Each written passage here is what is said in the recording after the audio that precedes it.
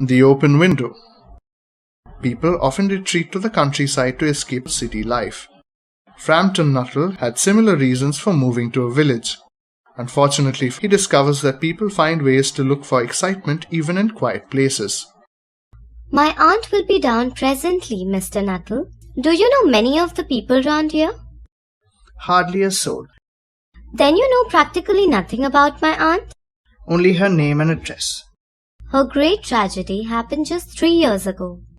Out through that window, 3 years ago, her husband and 2 brothers went off for their day's shooting.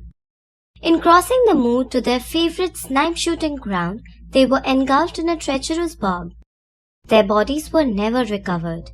Here the child's voice became falteringly human. Do you know? Sometimes I almost get a creepy feeling that they will all walk in through that window. It was a relief to Framton when the aunt bustled into the room. I hope you don't mind the open window. My husband and brothers will be home directly from shooting, and they always come in this way. She rattled on cheerfully. To Framton, it was all purely horrible. He made a desperate effort to turn the talk onto a less ghastly topic.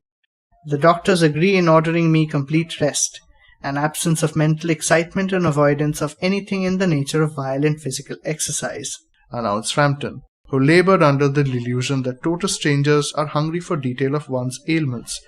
Here they are at last. Framton shivered slightly and turned towards the niece. The child was staring out through the open window with dazed horror in her eyes. In the deepening twilight, 3 figures were walking across the lawn towards the window.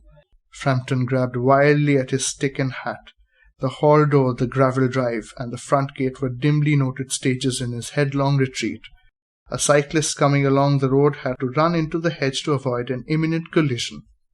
Who was that who bolted out as we came up? A Mr. Nuttel could only talk about his illnesses and dashed off without a word of goodbye when you arrived. One would think he had seen a ghost. I expect it was the spaniel. He was once hunted into a cemetery somewhere on the banks of the Ganges by stray dogs. Romance at short notice was his specialty.